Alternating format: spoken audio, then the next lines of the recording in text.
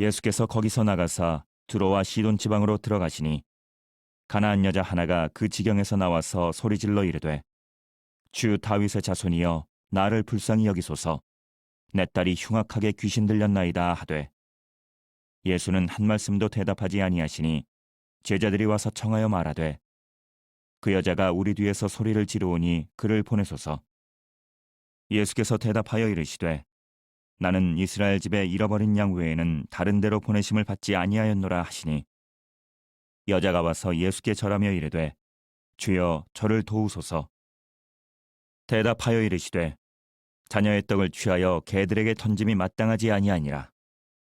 여자가 이르되 주여 올소이다마는 개들도 제 주인의 상에서 떨어지는 부스러기를 먹나이다 하니 이에 예수께서 대답하여 이르시되 여자여 내 믿음이 크도다 내 소원대로 되리라 하시니 그때로부터 그의 딸이 나으니라. 인터넷에서 최근에 인기가 많은 영상을 하나 보여드릴게요. 한 6개월밖에 안 됐어요. 영상 올라온 지. 그런데 270만 명이 봤습니다. 그리고 2만 명이 넘게 좋아요라는 버튼을 누른 영상입니다. 제가 보여드리도록 하겠습니다. 자, 대충 보면 아시죠? 아기가 우유를 먹고 자야 되는데 낮잠 안 자고 계속해서 버티고 있습니다. 그런데 할아버지는 자꾸 재우려고 하는데 그것 때문에 말다툼이 일어났습니다. 대화가 아니라 말다툼이죠. 근데 보신 것처럼 아기는 말할 줄 몰라요. 근데 할아버지하고 대화가 가능한 것처럼 보이는 것은요, 대략 아기가 분위기를 대충은 알고 있기 때문에 그렇습니다. 이 영상이 되게 유명해지자 이 아기가 나중에 방송에도 나왔어요. 이 영상의 댓글에 달린 그런 기억에 남는 말이 있는데 그 중에 하나가 모쪼록 두 분 원만히 해결하셨으면 좋겠습니다 라는 말이 있고요. 또 하나는 아기가 효녀네요. 할아버지 술 많이 드시지 말고 운동 많이 하시고 건강히 오래오래 살으시라고 하네요 라고 하는 글이었습니다. 이 영상을 보면서 우리가 지금 여기까지 또한 이 자리에 있게 된 것은 절대 내 노력이 아니다라는 겁니다. 우리 부모님의 세대에 헌신이 있었고요. 또한 우리 부모님은 그보다 더 오래된 부모님들의 세대가 있었기 때문에 가능합니다. 그리고 그 부모님의 세대가 단순히 존재하셨기 때문에 우리가 이 자리에 있는 것이 아니라 그분들의 헌신이 있으셨기에 부모님의 다음 세대들이 있었고 지금의 우리도 그 부모님이 우리를 향해 그러셨던 모습 그대로 자녀들을 양육하고 있습니다. 그러니 성경에서요, 이 말씀이 있죠. 우리가 같이 한번 읽어볼까요? 아까 교동문에도 나왔습니다만 우리가 같이 한번 읽도록 하겠습니다. 자녀들아 주 안에서 너희 부모에게 순종하라. 이것이 옳으니라. 내 아버지와 어머니를 공경하라. 이것은 약속이 있는 첫 계명이니 이로써 내가 잘되고 땅에서 장수하리라 라고 오늘 우리에게 권면하고 있습니다. 오늘 어버이 주일입니다. 저와 여러분이 자녀로서 어버이 주일을 맞이한다기보다는 이제는 부모로서 어버이 주일을 맞이합니다. 여러분들의 부모님을 한번 떠올려 보십시오. 그러면 여러분 어떤 느낌이십니까? 모든 분들이 다 똑같은 생각을 갖고 계시지는 않으실 겁니다. 어떤 성도님께서는 부모님만 생각하면 마음이 아련하고 또한 보고 싶은 분들이 있는가 하면 또 어떤 분들은 부모님을 추억하면 슬프고 원망스러운 분들도 계실 겁니다. 그러나 분명한 것이 있다면 부모님이 계셨기에 우리가 존재한다는 겁니다. 그리고 여러분들이 부모님처럼 나는 훌륭한 부모가 되어야 되겠다라고 생각을 하시건 나는 절대 우리 부모님처럼 살지는 말아야 되겠다라고 생각하셨던 부모님에 대한 감사가 우리 마음속에서 더욱더 넘칠 수 있는 저와 여러분들 다 될 수 있기를 소망합니다. 오늘 본문은요, 사실상 순서대로 하면 빌레몬서 혹은 히브리서입니다. 그런데 우리가 어버이 주일이기 때문에 특별하게 이 본문을 묵상합니다. 여러분 21절 보시면요, 예수님께서 이방 땅인 두로와 시돈으로 가셨습니다. 그 전에 분명한 것이 있다면 여러분 21절에 거기서 나가사라고 되어 있어요. 그 땅에서 나오셨다는 거죠. 계셨던 곳에서 떠나셨다는 겁니다. 왜 떠나셔야만 했느냐라는 이유는요, 오늘 본문 앞에서 다 나와요. 잠깐 말씀을 드리면 이렇습니다. 예수님에 대해서 사람들이 찾아왔습니다. 그러면서 이야기하는 것이 무엇이냐면 왜 예수님하고 제자들은 율법을 제대로 지키지 않느냐라고 항의를 하는 겁니다. 시비죠. 그렇게 시비를 거는 유대인들을 향해서 하신 말씀이 뭐냐면 여러분들 들어보셨던 또한 잘 아시는 고르반이라고 하는 내용입니다.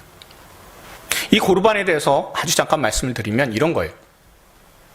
부모님이 자녀의 집을 찾아왔습니다. 그런데 부모님은 생활고에 시달리시는 분이세요. 그래서 이렇게 물었습니다. 얘야, 내가 요즘에 참 많이 어려운데 그런데 너 집에 보니까 이런 향유가 있는데 이거를 좀 팔아서 나를 좀 도와줄 수는 없겠니? 라고 그렇게 이야기를 합니다. 그런데 자녀가 이렇게 대답을 하는 거예요. 그거 하나님한테 바쳐야 되는 거예요. 고르반이에요. 부모님 그거 손대지 마십시오. 하나님께 다 드리고 나니까 부모님을 모실 비용이 없네요. 죄송합니다. 라고 하는 내용이 바로 고르반이라고 하는 그런 풍습입니다. 지금으로 하면 이렇습니다. 어떤 사람이 부모님을 제대로 양육하고 자기를 양육해 오신 부모님을 부양하지 못합니다. 노년이 되어서 갈수록 힘이 드는 부모가 자녀를 찾아왔어요. 자녀는 좋은 아파트에서 살면서 좋은 차 굴리면서 잘 살고 있습니다. 그래서 부모님이 자녀에게 아쉬운 소리 합니다. 그러자 자녀가 이렇게 대답하죠. 에이, 이 집 다 융자로 산 거예요. 사실 은행 겁니다. 그것도 다 차 같은 경우에도 다 캐피탈에서 리스했습니다. 애 대학 보낸 거요. 그거 다 장학재단에서 빚 얻은 겁니다. 저 괜찮게 사는 것 같죠? 사실 알고 보면 은행 빚 갚느라고 허리가 휩니다. 매달 갚는 이자만 해도 제 월급과 아내 월급 다 나가요. 지금 형편이 안 됩니다. 언젠가 좋은 날 올 거예요. 최근에 조금 투자한 게 있는데 앞으로 그 투자금 회수하면 부모님 좀 도와드릴게요. 라고 하는 거하고 똑같은 상황인 겁니다. 이런 고르반이라는 것, 하나님의 이름으로 하고 있는데 사실상 하나님의 말씀을 제대로 순종하지 않고 불효하고 있는 사실입니다. 그런 자녀와 같은 사람이 바로 이런 유대인들이라고 예수님께서는 고르반이라고 하는 말씀을 통해서 확실하게 드러내셨습니다. 저는요, 고르반의 내용을요, 볼 때마다 제가 어떤 기억이 있냐면 초등학교 3학년 때예요. 제가 10살 때입니다. 그때에 학교 앞에 문방구가 있는데요. 그 옆에 공터가 하나 있었어요. 근데 거기에 일주일에 한 번씩 오시는 분이 있었습니다. 칼갈이 아저씨입니다. 칼을 정말 잘 가시는 분이에요. 녹슨 칼을 갖고 가든 아니면 날이 다 무뎌진 칼을 갖고 가든 확실하게 갈아서 완전히 새 칼로 만들어주시는 그런 실력을 가지신 분입니다. 아주 걸걸한 목소리로 옛날에 다 들어보셨잖아요. 칼 갈아요. 이러면 다들 그 소리 듣고 다 나오셨잖아요. 근데 그냥 칼만 갈려고 나오는 게 아니라 그분이 보통들 입담이 대단하세요. 그렇지 않습니까? 칼 가는 것 시범도 보는 것도 있는데 그런데 이분들이 그냥 시범을 보이시고 칼 가는 일만 하시는 게 아니라 거의 토크쇼 진행하시는 분이셨어요. 그런데 이분 하신 말씀이 저는 아직도 잊혀지지 않는 게 있습니다. 어떤 아주머니가 그 아기를 보시다가 나오셨어요. 나이가 좀 드셨던 걸로 제가 기억을 해요. 그러니까 할머니셨던 겁니다. 그리고 집에서 손자를 보고 계셨던, 그리고 그 아이가 등에 엎여 있었는데 1살쯤 됐을 것 같아요. 그 엎인 아기를 데리고 와서 그래서 그 칼 가는 것 보면서 그러면서 그 아저씨의 하시는 이야기를 들으면서 시간을 보내고 계셨던 걸로 기억합니다. 근데 그 칼갈이 아저씨가 그 아주머니를 보시면서 이렇게 얘기하시는 거예요. 아이고 아줌씨, 걔 뭐하러 업고 있냐? 걔 다 커서 효도하는 거 보기 전에 아줌씨 관짝에 들어갈 것이요. 그 애기 깔고 안 잡으러. 안 그러면 아줌씨 허리부터 나갈 것이요. 저는 그 얘기가 아직도 생각나요. 40년 넘은 얘기거든요. 저한테는 제가 어렸을 때 10살 때 그 얘기를 들어가지고요. 굉장히 충격을 받았습니다. 아니 어떻게 애를 깔고 앉으라고 그렇게 얘기를 하지? 라고 했었습니다. 그런데 고르반이라는 내용을 적용을 해보면요. 그러면 그 말이 틀린 말이 아닌 것 같다라는 생각이 들 정도입니다. 예수님께서는요. 율법을 잘 지키면서 산다고 하는 유대인들이 얼마나 이율배반적인 삶을 살고 있는지를 분명히 드러내시고 말씀하시고는 그리고 나서 그 말씀 다 하신 후에 두로와 시돈 땅으로 가셨다는 겁니다. 거기서 나가서라고 되어 있습니다. 여러분 두로라고 하면요. 갈릴리에서 서북쪽에 위치한 항구 도시입니다. 이스라엘 지도를 보시면 어떻게 생겼냐면 바로 옆에 지중해가 있어요. 바다가 있으면요. 우리는 생각을 할 때 항구가 많겠다 생각할 수가 있습니다. 그런데 희한하게도요. 이 이스라엘 땅은 옆에 바다인데 발달된 항구가 거의 없다시피 해요. 겨우 하나 있는 게 가이사랴라고 하는 그런 항구가 있습니다. 가이사랴가 아주 큰 항구도 아니에요. 더 좋은 항구는 두로입니다. 가이사랴에서 북쪽으로 한 100km 떨어져 있어요. 그래서 큰 물건 같은 경우에는 두로에서 거의 다 물건을 들여옵니다. 두로는 이방 땅이에요. 이스라엘 땅이 아닙니다. 그러니까 이 두로라는 곳은 어떤 곳이냐면 지금으로 따지면 부산 같은 곳이에요. 굉장히 큰 해상 무역을 하는 국제 도시였었습니다. 그러니까 무역 가지고 굉장히 부유한 나라가 된 곳이 바로 이 두로였었습니다. 그런데 나중에 로마에 점령당해요. 그리고 베니게라고 하는 그런 지역에 합병이 되어 있는 상태였었습니다. 예전에서부터 유명한 항구 도시였기 때문에 우상 숭배도 굉장히 심한 곳입니다. 그런데 이쪽으로 예수님께서 발걸음을 옮기셨다는 거예요. 그리고는 거기에 한 여인이 찾아왔습니다. 한 여인이 주님께 찾아왔는데 그런데 우리가 마가복음 보면은 이 말씀하고 동일한 말씀이 있는데 조금 차이가 있어요. 그것은요, 오늘 본문 22절 내용에서 차이가 좀 있습니다. 제가 22절 한번 읽어볼게요. 가나안 여자가 하나가 그 지경에서 나와서 소리질러 이르되 주 다윗의 자손이여 나를 불쌍히 여기소서 내 딸이 흉악하게 귀신 들렸나이다 하되 라고 되어 있습니다. 그런데 이 말씀과 동일한 사건을 기록하고 있는 마가복음 7장은 조금 다르게 기록을 하고 있어요. 이렇게 되어 있습니다.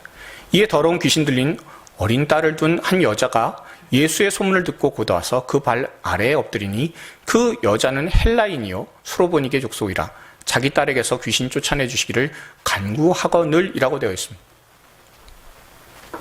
뭐가 차이가 납니까? 분명히 마태복음에서는 가나안 여인이라고 되어 있어요. 그런데 마가복음은 헬라인이자 수로보니게 족속이래요. 두로는 가나안 땅이 아닙니다. 그런데 가나안 여인이래요. 성경이 다르다. 이상하다. 그렇게 우리가 생각을 할 수가 있습니다. 그런데 마가복음은요. 이 마가복음을 읽는 대상이 있어요. 누구를 위해서 글을 적었냐면 로마인들, 이방인들을 위해서 적었습니다. 그래서 헬라인의 수로보니게 족속이라고 하는 것은 그 민족을 정확하게 기록을 하고 있는 겁니다. 하지만 오늘 보면 마태복음은요. 누구 대상이냐 하면 유대인들 대상으로 예수님이 어떤 분이신가라는 것을 기록한 책이 바로 마태복음입니다. 자, 유태인에게 있어서요. 생각이 있어요. 유태인은 세상에 두 종류의 사람밖에는 없어요. 하나는 유태인, 또 하나는 이방인입니다. 딱 두 종류밖에 없어요. 무슨 족속이 아니라 딱 두 종류밖에 없습니다.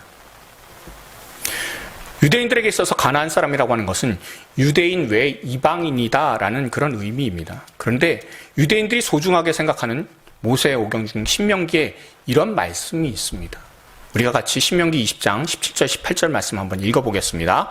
곧 헷 족속과 아모리 족속과 가나안 족속과 브리스 족속과 히위 족속과 여부스 족속을 내가 진멸하되 내 하나님 여호와께서 내게 명령하신 대로 하라.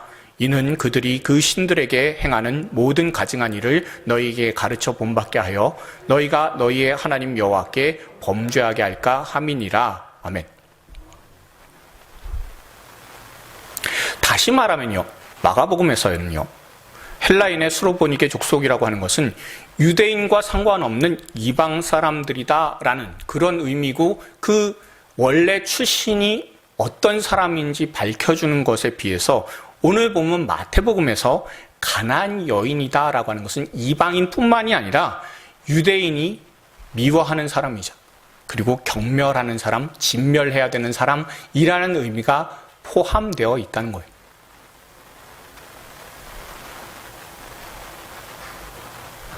유대인들에게서 경멸을 받을 여인에게 한 딸이 있습니다. 근데 흉악하게 귀신이 들렸습니다. 여기서 흉악하다라고 하는 말은요, 마가복음에서처럼 귀신을 꾸미는 말이 아니에요. 그러니까 흉악한 귀신이 아니고요, 마가복음에서는 더러운 귀신, 불결한 귀신이라는 의미가 되지만 마태복음에서는 흉악한 귀신이 아니라 가나안 여인 자신의 처지가 흉악하다라는 거예요. 딸의 처지가 흉악하다라는 의미입니다. 이 흉악하다라는 헬라어로 카코스라고 하는 말은요, 비참하다라는 뜻입니다. 다시 말하면 예수님, 제발 저와 제 딸을 불쌍히 여겨주시옵소서라고 정말 어머니로서 간절한 마음을 가지고 예수님 앞에 나왔다라는 것을 우리가 알 수가 있어요. 그런데 예수님께서 이 여인에게 하시는 말씀이 있습니다. 세 번역으로 한번 24절하고 26절을 우리가 같이 한번 읽어보도록 하겠습니다. 읽습니다. 예수께서 대답하셨다. 나는 오직 이스라엘의 집에 길을 잃은 양들에게 보내심을 받았을 따름이다. 예수께서 대답하셨다. 자녀들의 빵을 집어서 개들에게 던져주는 것은 옳지 않다. 예수님께서 거절을 2번이나 하시죠. 여인은 지금 현재 불쌍히 여겨달라고 아주 필사적으로 나왔어요. 그런데 예수님의 대답은 아주 매몰찬 대답 아닙니까? 이 말씀 무슨 뜻입니까? 내가 당신이랑 무슨 상관이 있어? 이런 말씀과 동시에 너같이 하찮은 사람에게 내게 얻어갈 수 있는 것은 아무것도 없다라고. 내가 너한테 하찮은 사람 아닌데 너한테 줄 것은 아무것도 없다라고 말씀하시는 겁니다. 예전에요, 제가 올리버 헉슬리라고 하는 사람의 멋진 신세계라는 책을 한번 읽어본 적이 있어요. 이 책이 출간된 해가 1932년입니다. 그리고 언제적 이야기를 가상으로 쓰고 있는 소설이냐 하면 2540년이에요. 미래 사람들이 어떻게 태어나냐면 알에서 태어납니다. 그리고 태어날 때 계급하고 하는 일이 정해져요. 그리고 어렸을 때부터 오늘날은 누구나 다 행복하다라고 세뇌를 받습니다. 그리고 그 당시에 2540년에는 굶주림과 실업도 없고요, 가난도 없습니다. 또한 질병도 없어요. 전쟁도 없고 어디서든 청결하고 위생적입니다. 그러니까 사람들의 예상 수명은 높습니다. 그리고 늙어도 표가 안 나요. 누구도 고독하거나 절망을 느끼지 않습니다. 불안해하지도 않아요. 그냥 모든 게 즐거운 거예요. 그리고 모두는 행복합니다. 누구와도 서로 사귑입니다. 그리고 모든 사람들은 최대한 소비하면서 살아갑니다. 이렇게 살다 보면 때로는 사람이기 때문에 우울함을 느낄 수가 있어요. 그러면 그때에 정부가 처방해주는 소마라고 하는 약이 있어요. 그 알약을 먹으면, 그러면 이게 마약인데 마음속에 우울증이 사라져요. 그리고 마음이 편안해집니다. 그리고 내가 살고 있는 이 멋진 신세계를 즐기게 하는 것 같은 그런 느낌이 있는 겁니다. 그런데 이 미래 사회에서 혐오하는 말들이 있습니다. 그 말이 뭐냐면 가족 없이 태어나기 때문에 부모, 어머니, 아버지란 말이 혐오에 해당하는 말이에요. 이 이후의 내용은 설교와 상관이 없기 때문에 소개해드리지 않습니다. 그런데 이 멋진 신세계라는 책에서 제가 한 가지 깨달은 것이 있다면, 사람에게서 부모라는 존재를 빼앗아 가면요, 얼마든지 사람을 인간성이 사라진 기계로 만들 수 있다는 거예요. 다시 말하면 우리를 사람답게 만들어주는 가장 중요한, 사람 중에 그 중요한 존재는 바로 부모님이라는 겁니다. 그래서 우리가 기도할 때도요, 그냥 하나님이라고 기도하지 않잖아요. 하나님 아버지 혹은 아버지 합니다. 부모라는 존재는요, 단순한 관계를 나타내는 그런 존재도 아니고 아버지, 어머니라는 그런 단어는 단순히 호칭에 불과한 말이 아닙니다. 사람을 사람답게 만들기 위해 사람이 일하는 것만으로 자신을 찾는 존재가 아니라 관계 안에서 자신을 깨닫게 하도록 하나님께서 만드신 그런 소중한 분이 부모님이고, 또한 그 가정이라는 공동체를 만드셔서 바로 사람답게 살아갈 수 있는 그런 틀을 하나님께서 만드셨다라는 겁니다. 사람이 사람답게 성장하게 되는 것은 가족이라는 테두리 안에, 또한 부모와 자식 간의 따뜻한 관계 안에서 성장하게 됩니다. 그리고는 부모에게는 특별히 자녀를 돌볼 수 있는 애틋한 감정과 헌신적인 사랑의 마음을 하나님께서 허락해 주셨습니다. 최근에 우리가 서울 한강에서의 대학생 사망 사건에서 보는 것처럼 다른 사람들은 다 포기를 해도 부모만큼은 자녀를 포기 못하잖아요. 아니, 절대 포기할 수 없는 것이잖아요. 여러분, 이런 상황들을 놓고 생각을 했을 때 예수님께서 하신 말씀을 다시 한번 생각해 보십시오. 나는 유대인만 상대를 한다.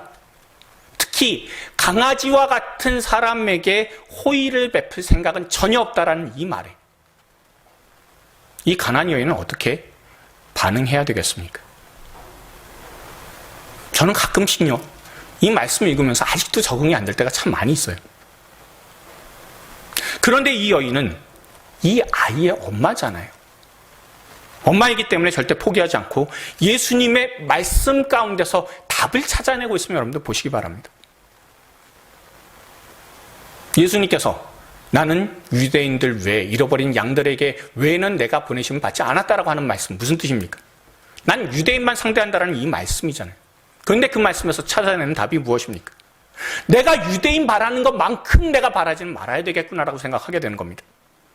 다시 말하면 어떻게 주시든지 내가 작은 것이라도 감사해야 되겠구나라는 생각을 가지게 돼요. 또한 강아지에게는 내가 베풀 호의가 없다라고 하시는 말씀이에요. 우리 본문에서는 어떻습니까? 개라고만 나와 있는데 사실은 강아지입니다. 퀴나리온이라고 하는 헬라어를 써요. 여러분, 강아지라고 하는 것, 아이고 개가 새끼를 낳은 게 강아지 아니냐고 생각하실 수 있지만 이 퀴나리온이라고 하는 강아지는 어떤 강아지냐면 애완견입니다. 반려견이에요. 여러분, 반려견의 특징이 뭐죠? 그냥 길거리 돌아다니는 들개하고 다른 것은 무엇이 있습니까? 주인이 있다는 거예요. 예수님께서 말씀하시는 거 하나하나 놓치지 않죠. 주인이 있는 개다라는 거죠. 그래서 27절에서 뭐라고 얘기합니까? 주여라고 고백하지 않습니까? 주여 옳습니다마는 개들도 제 주인의 상에서 떨어지는 부스러기요. 유대인만큼 다가 아니라 요만큼이요. 여러분, 무슨 뜻입니까? 그렇습니다. 나의 주인은 예수님 한 분이십니다. 그런데 주님, 상 밑에 있는 강아지도, 애완견도 아이들이 먹다 떨어뜨린 부스러기 정도는 먹지 않습니까? 제가 원하는 것은 그런 작은 부스러기 하나만 있으면 됩니다. 그 작은 부스러기의 은혜만 있어도 제 딸이 나을 줄로 믿습니다라고 고백을 하고 있는 겁니다. 어머니니까 아는 거죠. 부모니까 알 수 있는 해결의 실마리를 예수님의 말씀을 통해서 찾아내고 있다는 겁니다.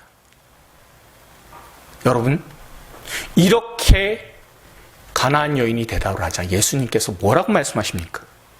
여러분, 28절의 말씀 우리가 다시 한번 읽어볼 수 있길 바랍니다. 읽겠습니다. 이에 예수께서 대답하여 이르시되 여자여 내 믿음이 크도다 내 소원대로 되리라 하시니 그때로부터 그의 딸이 나으니라. 아멘. 여러분, 여자가 보일 수 있는 믿음은 무엇입니까? 부스러기예요. 이 부스러기가 바로 헬라어로 푸시키온이라고 하는 단어인데 아주 조그만 양을 얘기할 때 쓰는 말입니다. 그런데 예수님께서는요, 이 가나안 여인의 부스러기 믿음을 보시고 큰 믿음이라고, 헬라어로 메가스라고 하는데요, 이 큰 믿음은 바로 위대한 믿음, 하나님은 위대하시다라고 할 때 쓰는 그 단어입니다. 그러면서 칭찬하시는 거예요. 그리고 그 믿음에 합당한 선물인 딸의 치유를 얻게 되었습니다. 예수님께서 하신 말씀 기억나지 않습니까? 너에게 믿음이 겨자씨 하나만큼만 있어도 이 산을 명하여 여기서 저기로 옮겨지라 하면 옮겨질 것이요라고 하는 바로 그 말씀이에요. 그 말씀이 그대로 이루어진 여인이 아닙니까?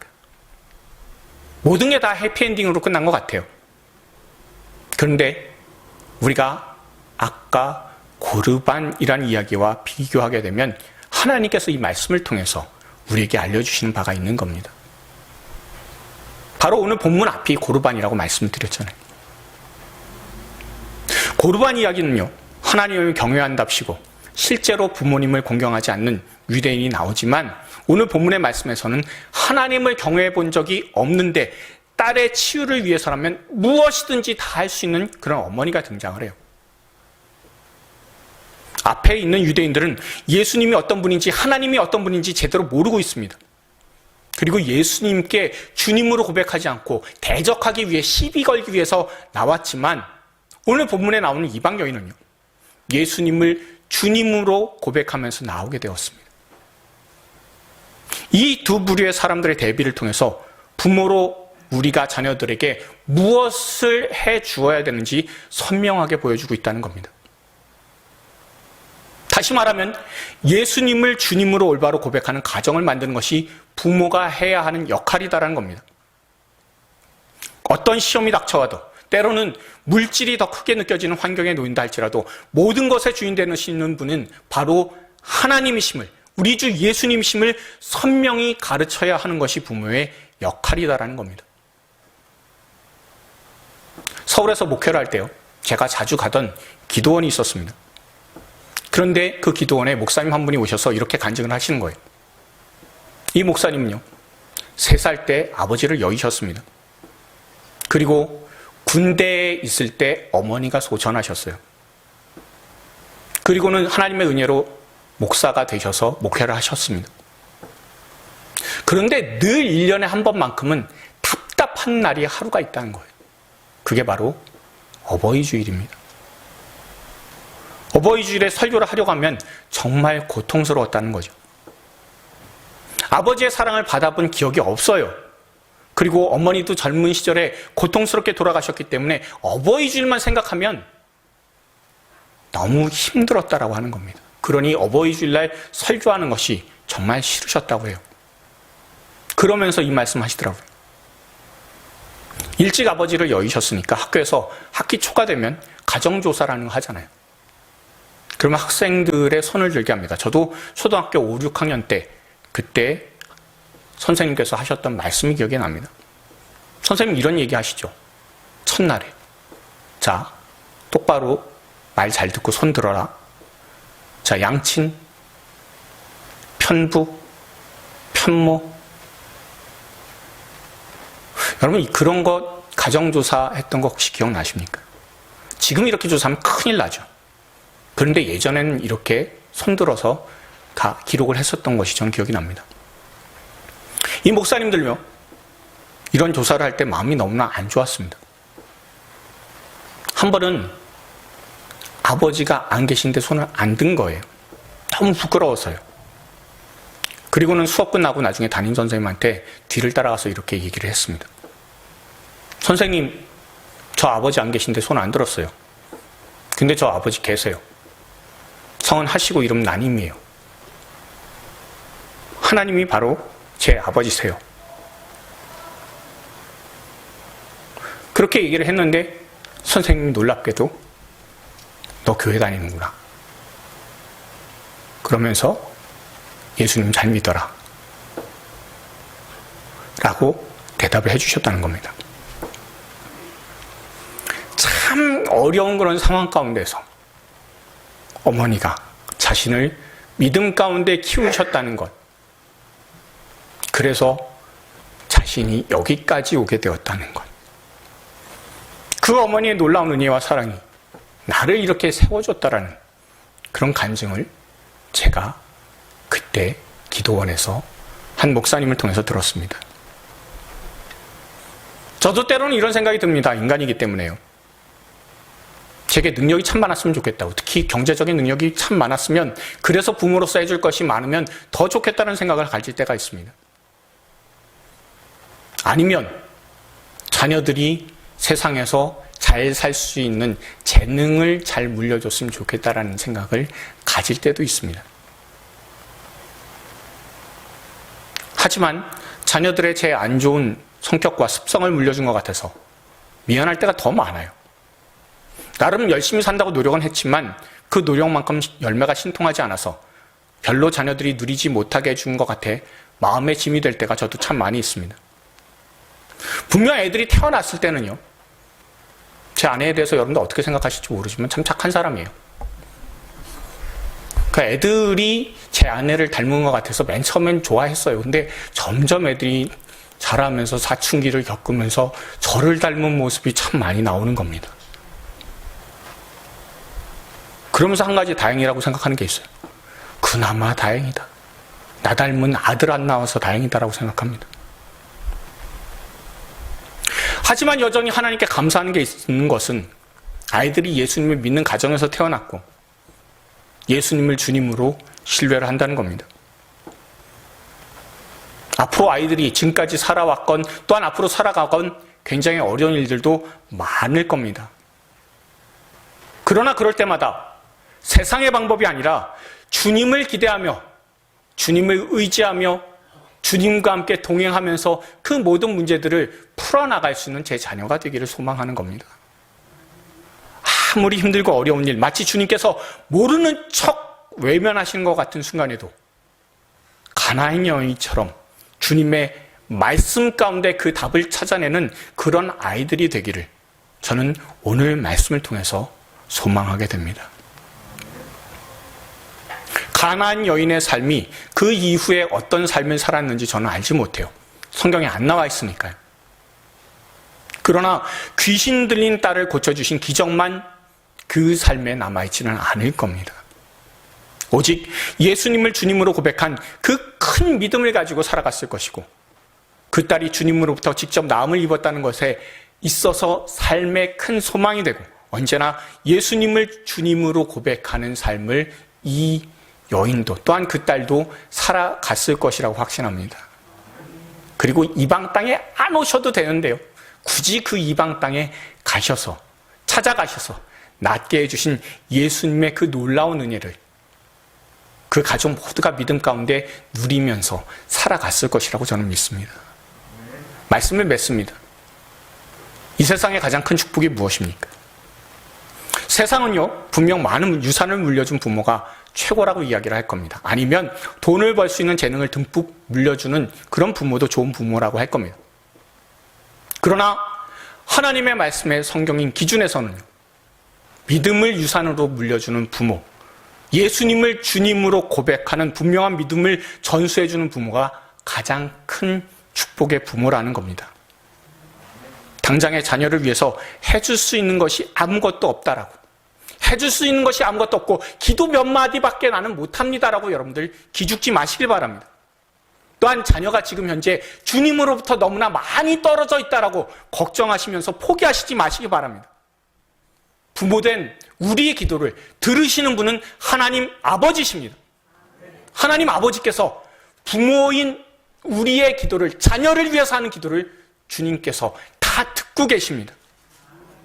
아버지께서 보시기에 우리의 믿음이 너무 연약해서요, 처음 본 아기처럼 얼토당토하는 말을 하는 것처럼 아버지께서는 우리 기도를 들으실지 몰라요. 그렇지만 끝까지 눈을 떼지 않고 대화를 포기하지 않고 끝까지 그 이야기를 다 듣는 그 할아버지의 그 모습처럼 우리의 모든 기도를 주님께서는, 아버지께서는 끝까지 경청하고 계시고 그 눈을 떼지 않고 계신다는 그런 믿음 여러분들 다 가지실 수 있기를 바랍니다.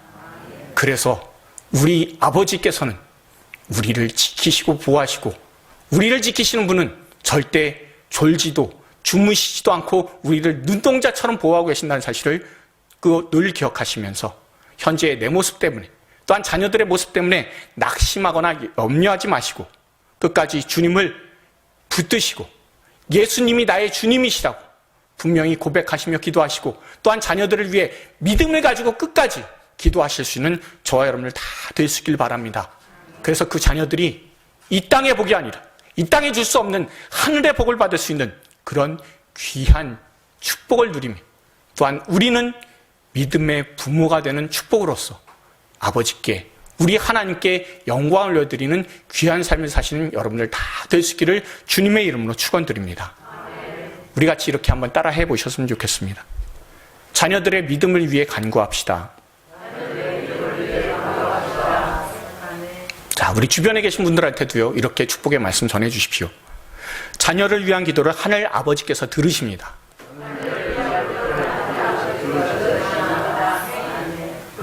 분명히 여러분들 그렇게 고백하신 대로 하나님 아버지께서 부모된 우리의 기도를 들으실 때 부모의 마음으로 들으시는 아버지께서 모든 것들을 선하게 응답해 주실 줄로 믿습니다. 그 믿음 가지고 오늘 하루 살아내며 한 주간 살아가신 여러분들 다 될 수 있기를 주님의 이름으로 축원드립니다.